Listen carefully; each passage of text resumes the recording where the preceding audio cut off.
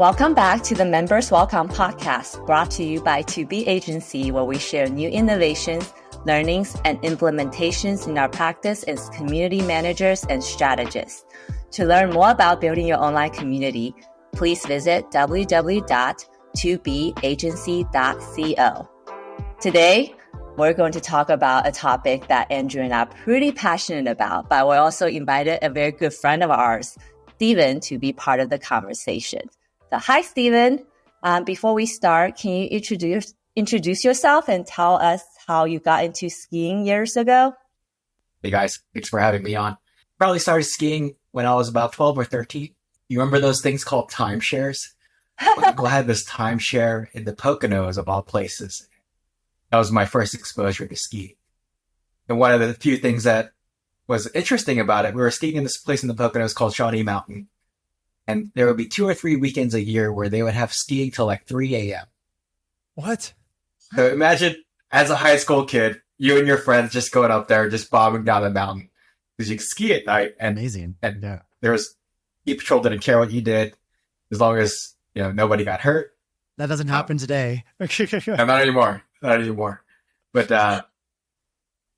it was definitely an interesting way to get into skiing. Ever since I had my first exposure at age 12 or 13, it was one of those things where I'm like, oh, I really enjoy doing this. My parents at the time, ski passes were probably $400, $500. My parents were like, no, that's ludicrous. We're going to go slide down a mountain and pay money to do that. Yeah. Right. Old school Asian parents, right? Yeah. So, but ever since then, moving out to the West Coast, East Coast skiing and West Coast skiing is like night and day. You guys probably know if you've skied on the East Coast, like Snowshoe or Liberty, you go up the lift and then within like 2 or 3 minutes, you're down the hill and that's pretty much it. On a sheet of ice. Yeah. On a sheet of ice. Whereas on the West Coast, you go up to the top of the hill and you're probably going to take 30 to 40 minutes going down and also taking 3 or 4 breaks on the way down while you're trying to catch your breath because you're realizing, oh man, this altitude thing is real. Or, oh man, my legs are on fire, right? Yep. So it was completely eye-opening once I moved out to California. I think Mammoth was my first real big mountain. And I had the fortunate circumstance of 2008, 2009, when we had a big recession. I actually got laid off. And when I got laid off, I had the opportunity to actually move to Mammoth Mountain. So my friend had a condo. We lived up there. And it was a season where we had about 600 inches of snow before January. They called that season Snowpocalypse. Yeah, I remember. I remember that one. Yep. Yeah. So by that time, I'd probably think around the 90s, probably late 90s, I had actually switched to snowboarding. And that season when I moved up there, I was actually snowboarding. I had probably snowboarded around 100 days that season. Wow. And then I thought to myself, hey, I should try to go back to skiing. This was also around the whole evolution where skis started to get fatter and fatter. We have the 105 under width foot, which is like the norm nowadays. But all that technology, right? But all that technology actually came from snowboarding. So it's kind of ironic that the snowboarding industry, the snowboarding sport actually saved ski. Very interesting. That's so true. And like Jake Burton and bringing that kind of like California surfing kind of attitude to traditional kind of ski slopes going down sideways. It was a very revolutionary thing. And I remember I started skiing in Tahoe because I grew up in NorCal in the Bay Area. And I remember in like the 90s, I just started to see people go down sideways, down the hill. And I think it was probably around like the early 2000s where it really took off, right? Like it kind of became a pop culture thing. It was in the Olympics and all that kind of thing, right? Yeah, absolutely. Yeah, and I feel like we're kind of seeing a resurgence of that. Maybe we're like in the middle, like in the hot middle of it right now, right? So today we thought it'd be interesting to talk about the ski community and the ski culture that's related to it, because last episode we focused on a very new concept community, let's say. It's a Web3 community, friends with benefits. If you haven't heard about them, please check out our episode. But they approach their community building as a very intentional thing from the very beginning, right? They're gonna, get all these people together. They're gonna have a community. They're gonna do X, Y, and Z. But today we're going to do a 360 and taking a closer look at a community that's kind of formed around this world famous ski resort, Alta. I say it's 360 because, this is a very traditional kind of a sport, very old school. But I think once the community is successfully built, the end result is all the same, right? Their brand equity, how people view them, and how the community members kind of interact with each other, all kind of help its business and its brand awareness. So first off, I actually, so that the locals don't jump all over us, I think it's pronounced Alta, not Ulta. No, it's the opposite. Ibiza thing. It's Alta. I've been corrected by that. Yes. Alta. It's not Alta. It's Alta. But the nice locals will say, oh, people can call it whatever they want, but us locals call it Alta. And that's, again, a part of like their slightly backhanded but friendly way of explaining to you the right way to say it. Wait, I thought it was the opposite. Did I remember that wrong? Alta? It's Alta. Yeah. Alta. Okay. So I didn't know anything about Alta before I moved to Utah, right? And Andrew always had this. Well, actually, do you know why I know about Alta? It's because of Steven. So I did not know that, actually. Okay, I got to think. We were in LA together like 2010-ish to 2012, something like that, right, Steven? So back then, like Lisi wasn't really into skiing yet at that point. And so we didn't really, I grew up skiing. And actually when I moved to the East Coast, I gave up on it. I went to snowshoe once and that was the last time I ever skied on the East Coast.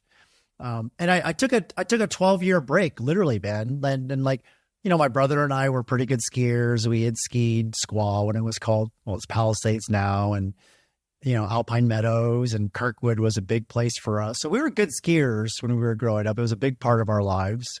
My parents made it a point. And when I moved to the East Coast, I just skied once. And actually my dad and my brother went to Mont Tremblant, which is actually supposed to be a epic place to go to ski. And it was just straight up ice. Right.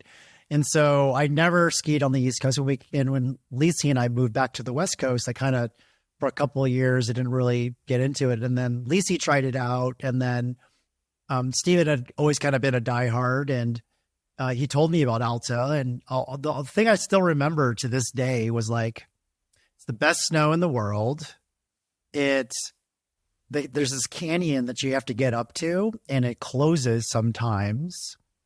And it's skiers only. And I remember I was like, whoa, that's so weird. Coming from California, I'd never heard of a skiers only mountain. Like, what kind of elitist shit is that, right? Because all my friends in California are like snowboarders, right? I was like reading on Reddit. I remember reading on Reddit, like how to get up the canyon, but I had no idea anything about Little Cottonwood and what the weather is like and when they close it and all those kind of things that happen. And then I think you had stayed at the Peruvian, right, Steven, when you went there. And so you did the whole ski in, ski out thing. They fed you and all that. Peruvian's kind of like a dorm, right? It's not like a nice hotel, but it's kind of like a dorm. Literally like an old school ski dorm chalet. And so where you have a shared bathroom. Yeah, exactly. I knew about that too, right? I had never gone there before. And so since Steven told me about Alta in like 2010, 2011, even though Lisi and I, we gone to Whistler, we got to Colorado, we got to multiple places, like we never made it out to Utah. But Alta had this like mystique in my mind for some reason, because it was like skier only. They had this like, you look at the pictures of the lodge and it's nothing special, but people just keep talking about it. And so for, I want to say like 10 to 12 years, up until we moved to Salt Lake City 2 years ago, like I had never skied Alta before. And I remember the first day we went, it was the first place we skied at when we came to Utah. And I remember it just snowed. It was a nice day. It was kind of snowing a little bit, but I just remember never skiing snow like that before, right? And coming from the West Coast where it's a lot more dense, and I'd skied like Steamboat with Steven before, like we felt like lighter, like POW, but it was just something else, right? And I just remember leaving there being like, man, it's a really magical mountain. There's something about this mountain that is special about it. And Lacey, as we were thinking about this episode, I was kind of like, is it the chicken or the egg thing, right? Is it the brand, the reason why everyone loves it so much, or is it because the brand actually reflects what the mountain is, right? And so why is it so special? Like, why is Alta so special? And so I'm just kind of curious, maybe from Steven's perspective and even from Lacey, who's like maybe newer to it, like, why is Alta special? So like maybe Steven, you can start. And, you recently skied there again with me a couple of weeks ago, and we actually had a couple of pretty epic days there. But in your memory, and even more recently, like, why do you think that it's such a unique resort compared to most of the other ones that are out there? Well, I think with any type of community culture that thrives, first the brand or the product, it's got to deliver on the goods. Mm-hmm. Yeah, it has to. Like, you've seen new things come up, and there's a huge hype around that product or that brand, but the product itself falls flat on its face.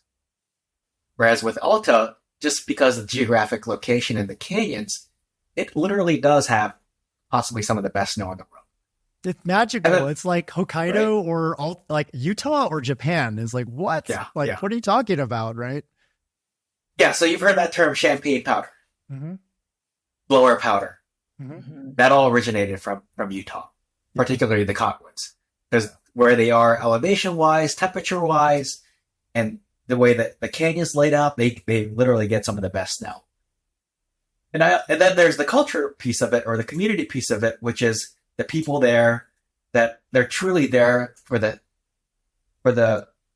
mountain, the love of the skiing, mm-hmm. and as well as the environment. And you see that the way they take care of the mountain. Mm-hmm. I think you also see it in the way that skiers really prefer one another for a trip work. Yes. Yeah. I think in good, thriving communities or cultures, there's always like a welcoming, even to the new people. There's like an encouragement and edifying where people are like, oh yeah. Or if you ask somebody, hey, I saw this line under the lift. How do I get there? Yep. And they're not like, oh, well, we're not going to tell you because it's for locals only. They'll be like, oh yeah, just follow me. Just follow my line. They'll take you down. Yeah. They'll take you down. So there's kind of like this mentoring and this nurturing aspect of it, which I think is really key to a helpful community. Yeah. And compared to some of the other resorts that I've been to, most folks who appreciate Alta and ski Alta, they just have a greater level of care for the mountain. Mm-hmm. Like, it's very clean, even though the facilities may not be up to date. People take care of it. People they kind of treat it like their own. Mm-hmm. Whereas if you go to like a Big Bear or a Mammoth, where you have huge crowds and they're not necessarily taught the right way. Yeah. And I know I'm going to sound cans everywhere. And I hate to sound elitist, because I remember growing up and thinking, man, when I was first learning how to golf, I was like, man, I'd like to golf at that country club. Yeah. But I didn't know anybody, and of course they're not going to let you in. Yeah. But now I kind of understand, those clubs have membership because they want to maintain a particular value set, right? Totally. Their members are taught that, hey, these are the priorities of the club. This is the value of the club. And this is why it's the special place that it is. And I think Alta's done that really well with the skiers, with the staff, how they welcome people, how they have mountain tours and things like that. It's you feel like you're part of something that you want to belong to that type of community, right? Yeah. So I think that kind of sets it apart. There's a few other mountains like Jackson, mm-hmm. which also may have a similar community. Sure. And I find that, and I'm kind of curious to know your thoughts about this, is sometimes you think about opportunity and access and outcomes. But sometimes if everybody has the same access, they don't always have the same value for it. Mm-hmm. True. Yeah. Like, I think everybody should have the same opportunity to go there. but not everybody should be given the same access, if that makes sense. Yeah, no, I get it. Totally. Yeah. I think in a lot of ways, and let me see, I'm actually curious to hear your perspective, someone who might be like newer to the Alta brand, but I want to touch on this thing, which is the no snowboarders. And obviously it's been discussed a lot and beaten to death. But I think there's the general perception. It's funny. I was in the lift line at Snowbird next door to Alta, and I love Snowbirds, one of my favorite places. Alta and Snowbird are great. And I was in the lift line, and this guy had on his helmet a sticker that said, "Nobody cares that you ski at Alta," right? And he's a skier too, right? So I was like, oh, that's funny, because Alta folks are kind of known as snobs, I think, like snow snobs, or they're elitist or whatever from the outside. And I think the reason why is because no snowboarders are allowed, there's this kind of like elitist perception. And the way that, and because people are so proud of the mountain, there's a lot of pride in it, that it seems like we're trying to keep you out of our country club. That's not the reality of it. If you threw some skis on, you could go ski Alta, right? Like, yep. You know what I'm saying? Like you could just go, or take a split board out, and you know what I mean? Like you could do that too, right? If you really wanted to. But I think it's interesting because the community is so strong. People are so proud of it. They can't stop talking about it. They can't stop saying it's the best powder. It's best until end of April. It's, the lifties are like Nazis there, but that's the reason why there's never any lines, right? Everyone gets in order. All of that is like, if you're from the outside, it seems elitist. It seems exclusionary. But I think in a lot of ways, a great community is about like kind of what you said about finding your own flock and bringing them together. And we don't necessarily have to live in a world where everybody has to be together, right? And think and live and do the same thing at scale. And I think part of the reason why I personally have loved like just going there so much is that it's everything that I want. You know what I mean? And it's everything else that every guy on the mountain on a Wednesday afternoon wants too, right? And so that's kind of a cool vibe to be around for me personally. But Lisi, I'm curious from your perspective, like as someone who's like a little bit newer to skiing, obviously like we've talked a lot at home, like we're like, oh, we're getting Alta season passes next year for sure, right? And Good icon. Yeah. And so like, what's your perception of the brand and the kind of its position in the ski industry and sort of like what you know about its history and stuff?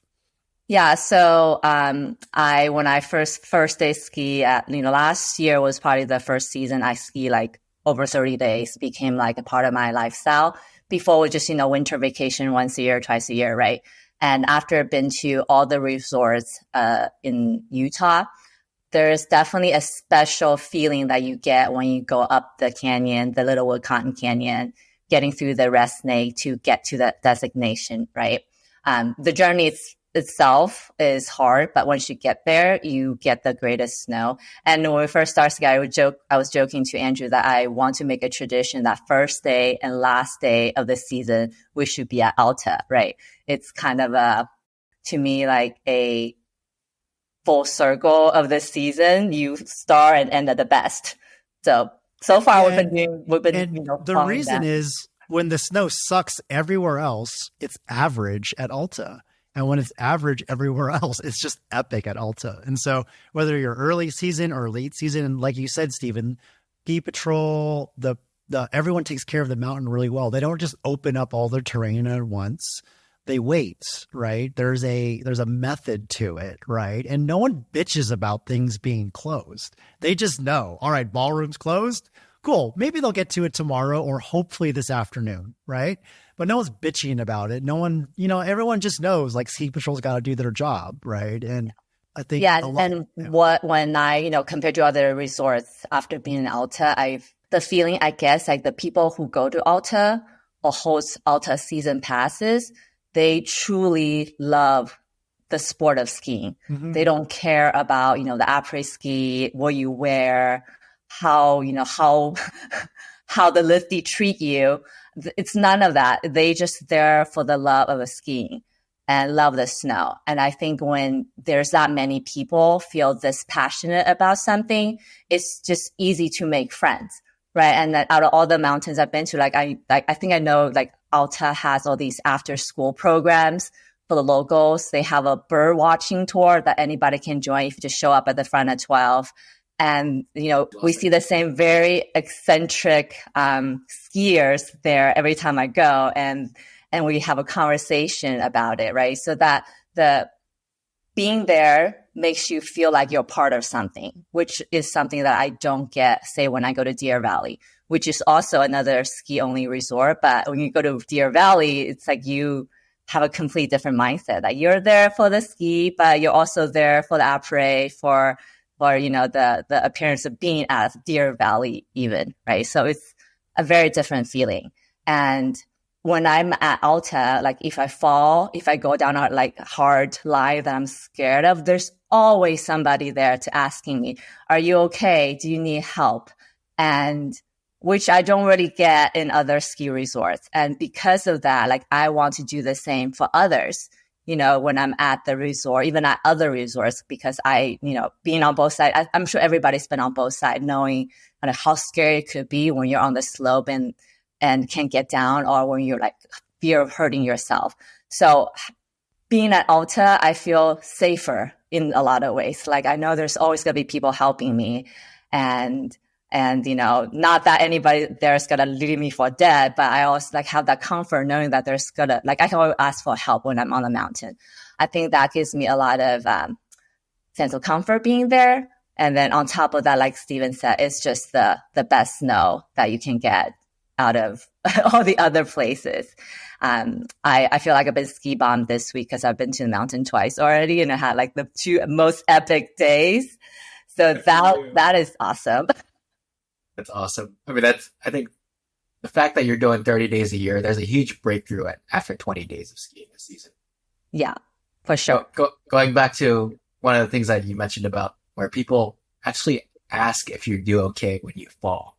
There's that idea of preferring one another, caring for one another, that I think makes a big difference as far as the Alta community and the culture that they have, where everybody has a value for, they want to ski, enjoy the snow, enjoy the mountain, but they also want to make sure that everybody's safe.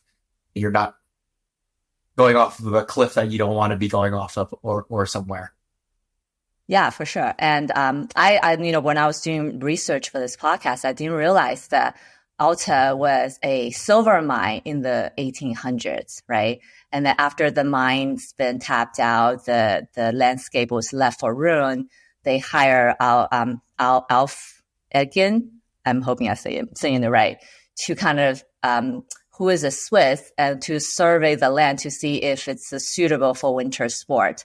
And you can see all the history at the resort in different lodges and stuff. And the feeling I got was and there are videos of him going down like untracked hill, but instead of going sideways, zigzag, he literally followed the exact same line and make them as close as possible. So, cause he doesn't want to ruin the snow, for himself, or just want to, not ruin it and take care of it as long as he can. And I think that culture and that tradition has really passed on, right? And then now we've been there so many times, we kind of know they really do that. They don't open the mountain all once. They save sections so that any day when you go on, there's always fresh snow that you can get to, which is not the case with most of the mountains, as far as I know. So what do you think about that? I think a positive culture, both there's the mentoring and the edifying aspect of it, but I also think there's a good aspect of accountability, where the people who value what's there, they want to protect what's there.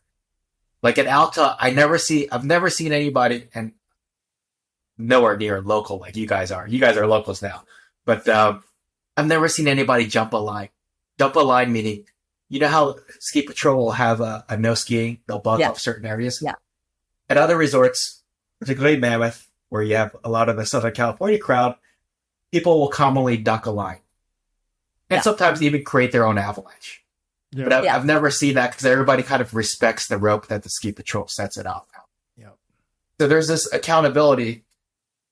And when when you guys gave me the homework to think about culture, and I think a lot of it has to do with, the value set in any type of community. There's people's behavior reflects the incentives and the rewards.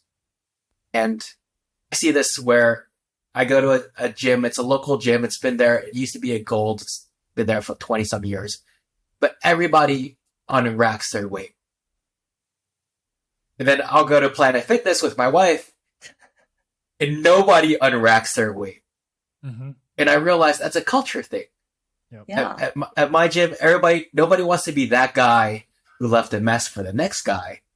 And it's kind of social peer pressure, but in a good way, because they're just protecting, what's important to everybody. So Stephen, to your point, when you travel, or anybody out there, when you travel, when you go to a grocery store or any retail store where there's shopping carts, look around you and see where the shopping carts are. Are they scattered around the parking lot, or did people walk them back to the place that holds the shopping carts?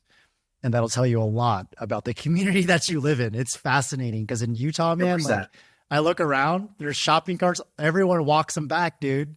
In LA, they're everywhere, right? Like, it's so fascinating when you see those little nuances, Well, let me ask you this question. And this is something that I've observed since moving out of LA and Orange County and coming up. I live in a town of less than 90,000 people. I think it's a small California town, right? Yeah. Like, I live in Redding. They actually call it Calabama. But most people are like, yeah, it's Calabama, right? Nice. I like that. Like, we live in a city where they want to succeed from the rest of California. Yeah. Right. But when I have different interactions, I've had a couple interactions with law enforcement, and they're super friendly. Mm-hmm. Unlike when I lived in LA, and one of the things I was at a coffee shop and I was talking to one of them, and I was asking him, I was like, what do you think makes Redding different? And he was saying, well, a lot of the LEO, most of them live here and work here. Mm-hmm. So there's a greater sense of accountability. Yeah, and they're part of their community. It's like they're in their community. They are the community, Yeah. And so being part of that, you want to be nice to your neighbors, and they're literally your neighbors, right? Yeah. So I think that makes a big difference. Yeah. And Alta in itself is a town itself, right? They have their own post office. There's a small population that lives there. And the Alta sheriff follow his Twitter account is probably the most sarcastic. Oh, is he? He likes to make fun of idiots who drive up the canyon with no snow tires and shames them on Twitter. It's pretty awesome. I mean, that's a great example, right? I mean, I love those Twitter memes, like the Jerry memes. Yeah, but these people never had a community to teach them, hey, this is the better way that you can. This is the etiquette. Yeah. No, it's the etiquette. Like, and sometimes etiquette, like, you're kind of stuffy or whatever, but etiquette is also a part of the culture that you're trying to build. And so again, like you talk about little nuances. So, when you line up in the ski lines at Alta, right? Like, don't go out into the middle until they call you out.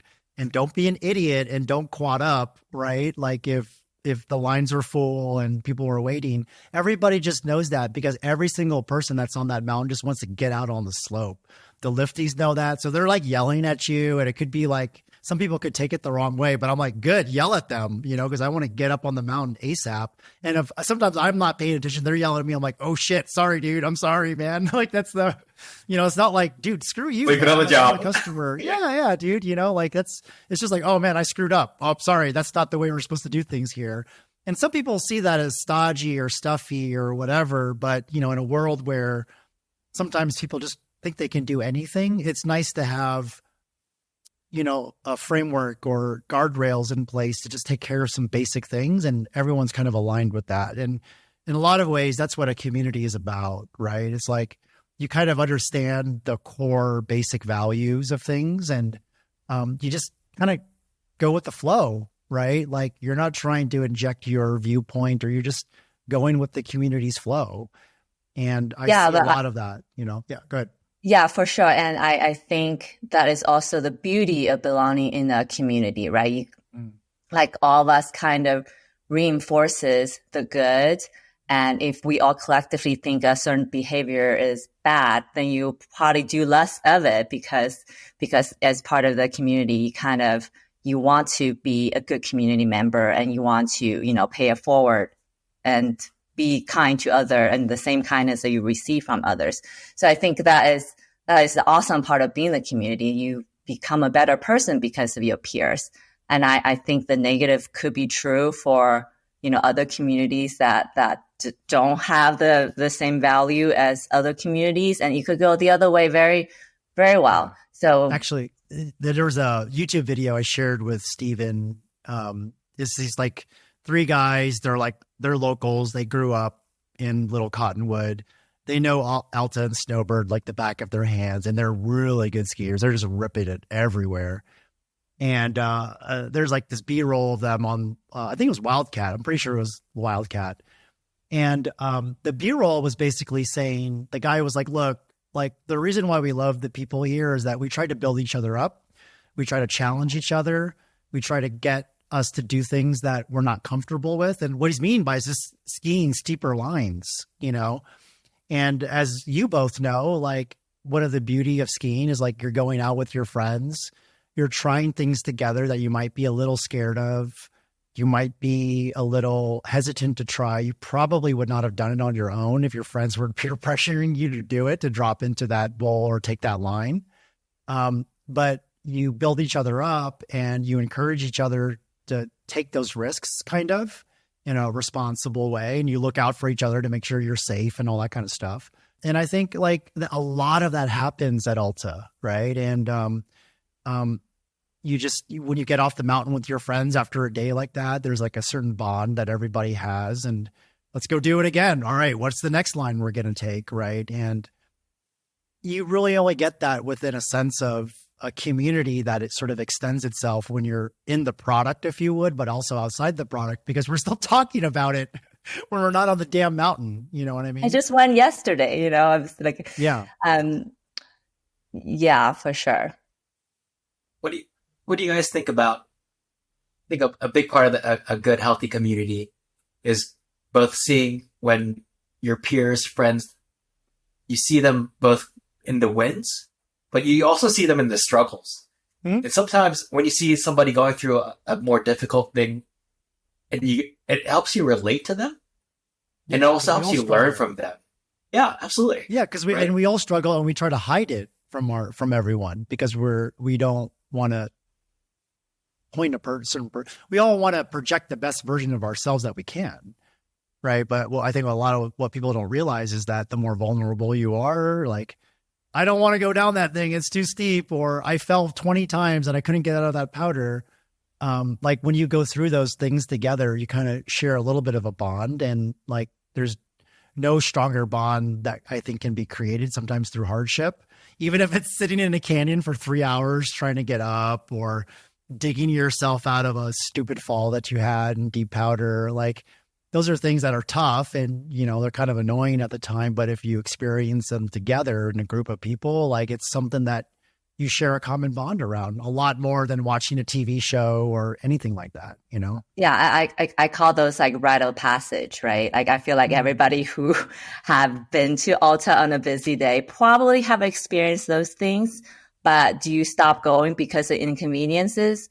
Not really. You just plan better next time, right? And I think in some ways, to Andrew's point, that's how you become a better person in a lot of ways. Like you can't just expect things to happen for you because, that might be the case with a lot of things these days with modern technology. And like life is pretty easy for us for the most part, right? So all of a sudden, people who had to, do a little bit more planning or had to go through this hardships to get what they want, there's lots of complaints and lots of like, how could this be? Like, why is it? Like, when we first moved here, like because there's like this movement about building the gondola, right?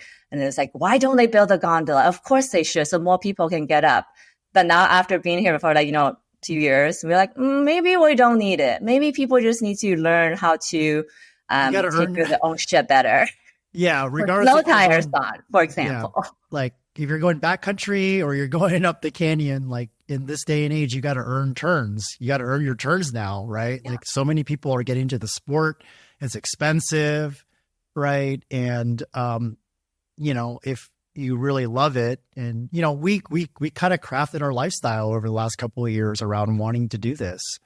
And it's been good for us, from obviously you're getting out there, you're exercising. It's always good to be in the outdoors, but there's just you know how you feel. You're tired when you get home from skiing, but you just feel great. You know what I mean?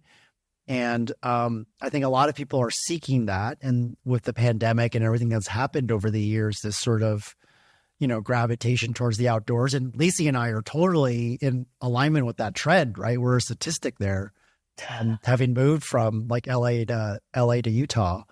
But I think I'm really happy to see more people get into it. I'm also happy to see that we're just not making tons of accommodations to make it easy for everyone to get up there, because it's going to ruin the experience.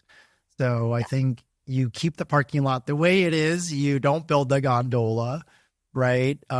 You just got a plan. You know that if they're going to close the canyon and open it at 8:30, there's going to be a line, and you better be ready for a 2-hour wait, regardless if you line up early or not. And that would order rocking chairs for all of us to yell at all the kids in front of our lawn.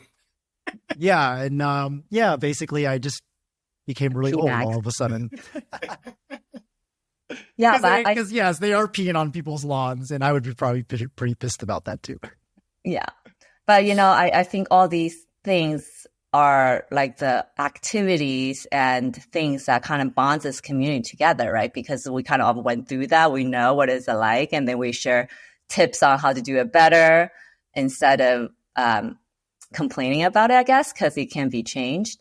And I also find it fascinating that, I know people who are like friends, parents who are like 80 plus years old say Alta is the best ski mountain. Like, you must check Alta, even in Utah, right? And I have like the friend's kid who grew up skiing on Mammoth, coming here, is like, Alta is better than Mammoth.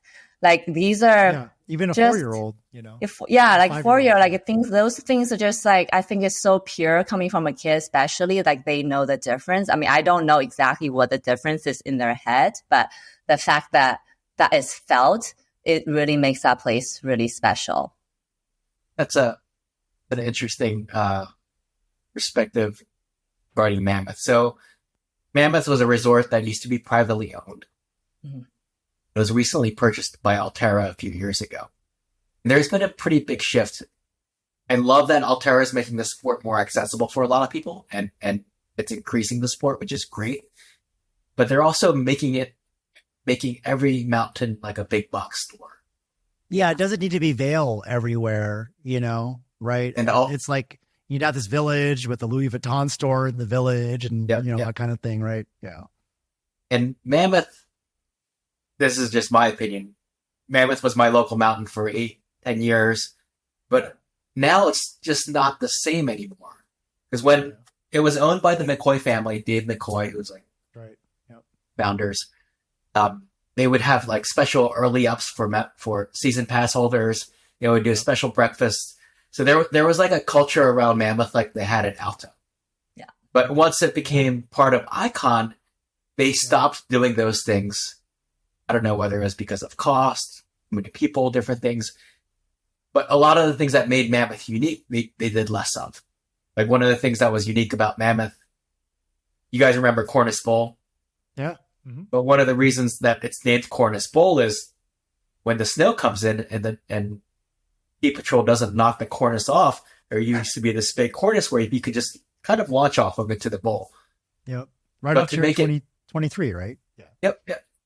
But to make it safe for everybody and more accessible for everybody, Ski Patrol would always, they would they would break it and they would groom it, which like, that's right. They groom it. That's right. They groom it from top to bottom. It's like, that's right. And that's one of the things about Alta and Jackson, I think. Yeah. The first time I skied Alta, it was intimidating because their black runs are black runs. Yeah. And they're super long. Right? Yep. Yeah. And they only do green, blue, and black. Do they do double black? They do double black. Oh, okay. Whereas if you go to like a Park City or somewhere else, they do the green blue, they do the double blues, they do a blue black. Here's your trophy. And I remember as an instructor, people would come and I'm like, so what do you ski at? They're like, oh, I'm like a blue black. And the first time I heard that, I kind of looked at them like, can you define that for me, please? It's like a Taekwondo where they had like 30 belts. And when I grew up doing Taekwondo, there were like 8, you know? Yeah. You had like 12 straps in between for every day. That Exactly. And they charge your parents $30 for it, each stripe. Yep, right? yep. And I guess with Alta, the good skier, the more seasoned skiers that go there, they know that, hey, on a good powdery day, the blacks ski like blues, and this is where you could go. The same thing with Jackson, because the mountain's intimidating, it kind of by default restricted access to people. Only very seasoned skiers, proficient skiers would go there because I'd be like, I don't want to spend that kind of money and hurt myself, right? Yep. So I usually worked up to, okay, I can proficiently ski most blacks everywhere before I went to Jackson. Mm-hmm. And even then I was still intimidated. I was like, oh crap, that's really steep. Yeah, but did you know that? So Alta is not owned by Altera actually, and their ski lift ticket price is still actually pretty reasonable. Versus, Mammoth and everywhere else is like $200, $300 for a day if you don't have an Icon or a season pass. And I think that kind of, when you raise prices, you price a lot of people out, right? And then a lot of people are not happy about it. But at the same time, to Steven's point, when you open up all these, blue, black in betweens, like the very purists would think, why do you do that? Just get better. So like, you don't have to feel like the trophy, like I can ski a blue, black or whatever. Right. So I think one way of doing business is to cater to as many people as possible, to make as many people happy as possible. But I feel like Alta, and you go on the website, their history and their future plans and their community guideline and their care for sustainability and whatnot is still pretty stay true to the founding principles, like what they care about in the very beginning, right? So I think like Alta is building the community the opposite way, where this is what we're about. We're never going to allow snowboarders in. We're not going to raise price to crazy amounts so the local kids can come. And I think, you can buy like a pretty cheap pass and like you can take kids up in the afternoon and it'll be free. It's free. I think they did all these things not in the name of making as much money as possible. And I feel like they did all that to truly to keep that customer experience and to keep that magic of Alta intact, which is something I really, really appreciate. I think it's so easy for business to go the other way, right? I'm going to, do this and that so as many people can come and I can make as much money as possible. So I really appreciate that about Alta. And I think that's part of the reason why their clients and customers, visitors are so loyal to them, because the feeling you get is that like I go to mountains and hear people in passing, like, somebody will taking their family friends to go to Alta for the first time will explain to them, like, this is a very like down to earth, like friendly mountain. Like everybody here is so nice. Like you'll love it here. Like that's the only thing I hear. It's never like anything. Oh, but it's that. Oh, but it's that. I never hear that, which I think is pretty awesome for a brand to get to that point, right? And I think a lot of ways, all our business, everything that we're working towards, that is what we want in the end. Yeah, I think you've got. Yeah, go ahead, Stephen. One of the things that Alta is very clear on is what's their value set. What are their core values that they want to build and maintain and have everybody embody. I think having that clarity is a huge part of the culture that you want to build or the community that you want to build. Because otherwise, then if you don't have that value set defined well, you kind of let the market dictate what that's going to be. Yeah, I think Alta's value set, like the way they position themselves is, if you want the purest skiing experience in North America, you come to Alta. That's what it is. You know, Snowbird, in fact, talking about positioning, Snowbird, do you remember these ads, Steven? Snowbird would put up these ads of 1-star reviews that they got from like this guy from LA. They would literally just put a quote and like a beautiful shot of like Snowbird. And like there's a quote that says, Greg from LA, it's too steep here. There's no groomers, right? And then they put up another ad. It's like this woman, the Elizabeth from Dallas. They're like, are the groomers on strike today? Like there's nothing to ski that's not groomed, right? And then they put up a third ad of a 1-star review that says, all this resort is chutes and trees and steep things. Why would anyone want to go here, right? And that's literally the ad. Yeah. And literally what Snowbird is telling you is like, yo, if you don't like these things, don't come here because you're going to be miserable, you know? And I think in a world where, you know, people, again, like Lacey said, a business or whatever tries to cater to everybody, you end up catering to nobody. And I think when I see brands like Alta or Snowbird or brands that take a very clear position with who their customer is and who their customer is not, for that matter, I think Snowbird does more of that, who our customer is not. Alta does more of, this is truly our customer, right? Yeah.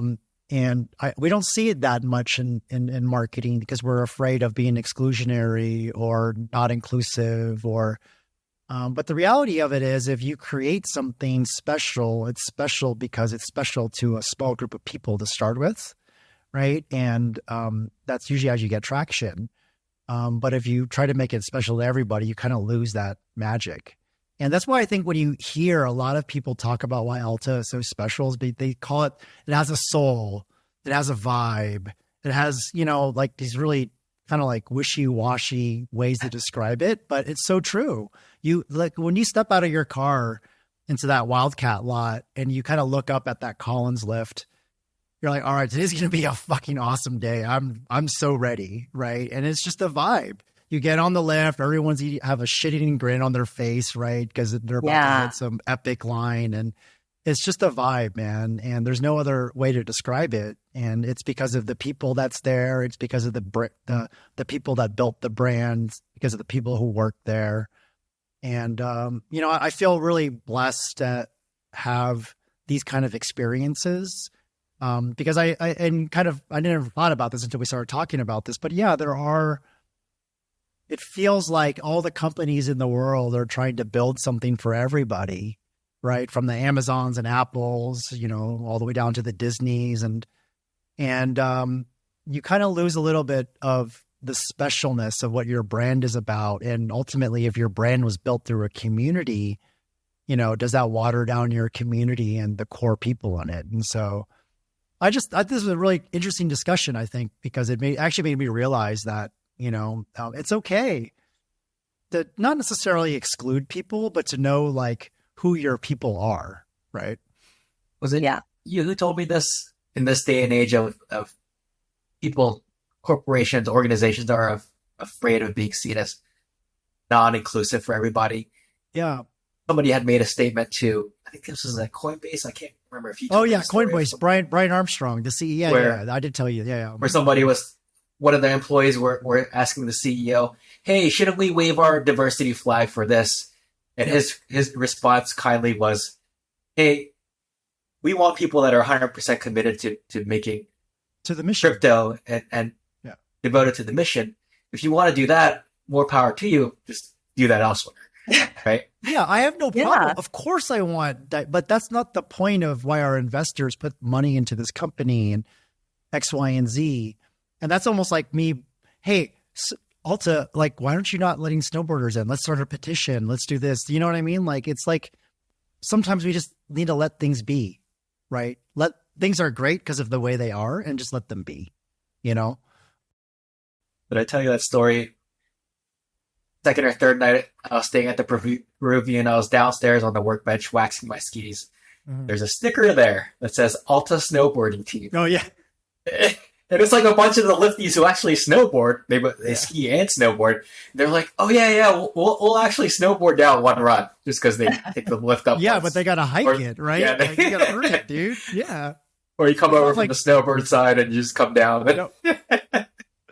But they're not going to petition Alta to go change that. Like, hey, if you want to snowboard Alta, you got to do it the hard way, Yeah. And I find it's awesome to, like the Alta community, quote unquote, like besides the town of Alta, is not a really official community, right? There's like not a server you can go to and check out. There might be like WhatsApp chat groups that's there out there, but it's not an official community. But I find it fascinating that when you talk to somebody in a random place and they're like, oh, like I tell you, I moved to Utah. They go, oh, have you been to Alta? I was like, yeah. And then like suddenly there's that instant connection. Like we talk about skiing and how much we love the mountain and how much we love Utah in so many ways, right? So I think the community, like when you have a good product, a good brand, the community will form around it and they will interact with each other because they're proud of being part of it. Instead of, if you have a okay product and you have these influencers or paid ads to talk it up, that can only go so far. So when you build a brand, like truly make sure your product is awesome and spend the time and energy on improving that, even if it's incrementally, that I think the customers and the people on the outside will see it, will notice it over time. And that's kind of after talking about Alta, the general like feeling I got was like, you got to stay true to what your mission was and is, and don't veer too far away from that and just spend time and energy on improving those things. Who's your core community, basically? Yeah. Right. And who's the community who got you here? And how do you continue to build value for that community? And, I'm sure the demographic maybe about Alta has changed over the years, maybe the locals. Clearly, it's a very family-friendly place, but, there's more international people coming now, right? And you start seeing them, trying to cater to some of those folks because they do want to craft the right experience, but not at the expense of the core community. And I think in a world where we live in sort of hyper growth, right? We can sometimes lose some of that. And I think in this conversation, what I drew out of it is you don't like growth at all costs it sometimes can be a really bad thing. And it can truly dilute like the really special thing that got you there in the first place. Think about I think humans were naturally wired to be connected in community. Mm-hmm. Yeah. But I think there's also a greater connection when there's authenticity behind it. We talk about being true to your values, but it's really that genuine authenticity and not curated, not transactional. You're not trying to go through the motions to get a particular outcome, but rather it's something that you genuinely believe in. Yeah. Yep. Totally. Wow, that was awesome. I didn't think we're going to get into all these things we talked about, but that was awesome. And I kind of have this warm and fuzzy feeling. It's going to dump next week. So we'll probably go back at some point and, and I have my work schedule for the weekend because I have to work to ski. Been interesting. Yeah. I've been watching the ticket prices into Salt Lake and they've been going, they're like higher and higher than next week. Yeah. I'm like, oh, and then I check the weather forecast. I'm like, oh, it's dumping. Yeah. It was bone dry at the beginning of the season and it was slow. We're worried. Tourists, all the businesses here are a little bit worried, but definitely picked up. So, well, winter is late snow usually. So yeah. So hopefully we'll see you out here for some spring powder. That'd be pretty amazing, actually. Yeah. I have till April, right? They close April 5th. Yeah, April 30th. They have a lease from, I think, the National Forest Service, Alta specifically. Mm-hmm. So regardless of how much snow is up there, they have to close, I think, by April 30th because that's when their lease ends. But you can still hike Baldy and you can ski down if you want to. Not doing that, but Yeah, that's too much for me. I'm not that hardcore. Right. I entertained the thought once, Steven. So I think I'm starting to go full Utah now. And I just got a pair of 1,200 foot skis. So I'm going to try those out next week. Definitely backcountry. Yes. Well, I was like, you need to do some AVI training. Yeah, and exactly. then don't. It's pretty. Yeah. It's like also that the road up is also the world's most avalanche prone world. There's like in the world, there's like 9 spots that they just like it's constant. In fact, sliding. Modern avalanche control, the whole throw the dynamite out there and run away from it approach, that was pioneered in Little Cottonwood Canyon at Alta.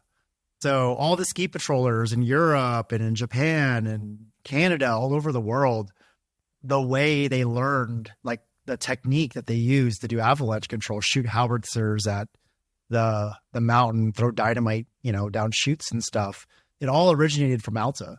So there truly is like a history here that permeates into the culture around the world for people who are into mountains and skiing and doing that kind of stuff. So, there's something special there, obviously. Yeah, awesome. And, I look forward to meet all the new friends who will enjoy Alta. And I want to say thank you to all the ski patrols and all the highway patrols to work day and night to clear up all the snow so that we can go up and enjoy the snow and enjoy ourselves. It's I'm hard shocked. work. And now being here for 2 years, I am shocked that canyon is even open for people to go into because of how dangerous it is. And so it's pretty incredible to see how tirelessly like the UDOT, or Utah Department of Transportation, and then all the lifties and ski patrol who just figure out a way to make it happen because it's crazy. Yeah. Amazing how accurate they are with the road closures and openings. Oh, I know. They have it down to science. It's crazy. Yeah. Here for Palisades, when 3 cars spin out, DHB just shuts the road down. Like CalDOT isn't even like, we're going to plow the roads and open it for you. They just shut it down. Yep. Here, everyone just yells at you for not having the right equipment getting up the canyon and goes around you. But you do have the guys from the Bay thinking, I have an all-wheel drive Tesla, so I could drive up there. Oh my God, yeah. Exactly who they are. They're California plates in Little Cottonwood Canyon. And as soon as I see a Tesla with California plates, I'm like, oh boy. I hope they got the memo. Hey, let's be nice to Californians, okay? They probably bring a lot of business and economy to this area, so we still want them to come. I am still a Californian, so but after this entire hour conversation, that we hope you guys have a better understanding of the ski culture and the culture of Alta. So next time, if you ever visit, definitely check out their website and their social media to see what they're up to, and then. When we're sitting in line for 2 hours, like just think about all the work that the ski patrols and highway patrols have to do for us to even be there, right? So I think, always think about the things that people do for us to make the enjoyable things that happen for us. So yeah. Part of the community too. That's definitely part of the community. It all comes from, I think in the community, I think naturally you're just less about me. It's about like how my action affects others. How, how this little thing that might be more convenient for me for 2 minutes, how much like issue that'll bring to another person. And I feel like if we all did that with our daily lives and things, then I think the world will be a better place. Right. So 100%. I definitely want to remind everyone that again on this podcast and other platforms. Okay.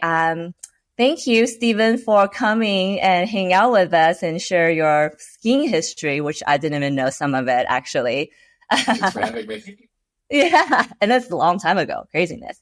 Do you guys have anything last things to add? Andrew, Stephen? Nope. Good chat. Okay, listeners. Oh, yeah. Well, listeners, if you enjoyed today's conversation and learned something new from us, please share with anyone who might find this episode helpful. And definitely check out Alta's website and, come out and experience what we talked about at least once in your life.